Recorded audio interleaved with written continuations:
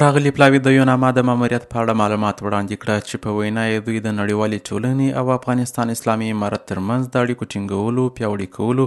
او همغږۍ لپاره کار کوي او همداراز د بشري مرستو تنظیم، د اړوند نهادونو سره هماهنګي، د مخدره موادو په وړاندې مبارزې او خصوصي سکتور پیاوړتیا برخه کې د سهولتونو د ایجادولو ماموریت پر مخ وړي. دوی د بشري مرستو تنظیم، د معتادینو درملنې او اړوند نورو مواردو برخه کې پر یو شمېر موضوعاتو بحثونه وکړه او د چارو د لا پرمختګ په موخه د ولایت مقام د همکارۍ رول زیات مهم وګڼئ. هلمند والي راغلي پلاوي ته ښه راغلاست ووایه او د هغوی د هڅو او موثر فعالیتونو څخه یې مننه وکړه. هلمند والي خیریه نهادونو ته د امنیت، مسون چاپیریال او ګډې همکارۍ ډاډ ورکړ او له هغوی څخه یې غوښتنه وکړه چې د واقعیتونو د رښتیني انځور په وړاندې کولو سره بېوزله خلکو ته خدمت وکړي، د عمل منفعه پروژو د تطبیق برخه کې عملي ګامونه پورته کړي چې په ځانګړي ډول یې د نوزاد، درمیان، فرهاد او مساکلا بندونو د جوړولو یادونه وکړه. مرستیال والي صاحب د یوناما له مسؤلینو څخه د بېوزګاره خلکو لپاره د کاري فرصتونو برابرولو، روغتیايي مراکزو، هر اړخیز ملاتړ، لار او سړکانو او همداراز د اقلیمي بدلونونو د اغیزو کمولو برخه کې د یو شمېر مسایلو په تړاو خبرې وکړې او د یادې ادارې د ځینو تیرو ژمنو یادونه یې هم وکړه.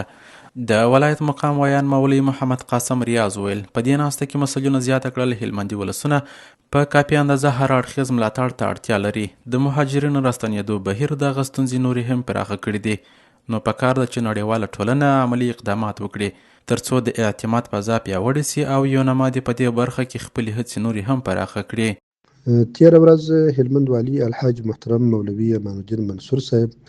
د مرستیال والي صاحب په شتون کې د ملګرو ملتونو د سیاسي استازولۍ یا یوناما له 4 کسیز پلاوي سره لیدنه وکړه. په دې لیدنه کې د یوناما د ماموریت، د هغوی د فعالیتونو او پلانونو او همداراز د هلمندي ولسونو د عمل منفعه ستونزو لکه د اقلیمي بدلون د اغیزو کمولو، وچکالۍ، روغتیايي او تعلیمي مراکزو، لارو او سړکونو او نور ورته موضوعاتو په اړه خبرې وشوې.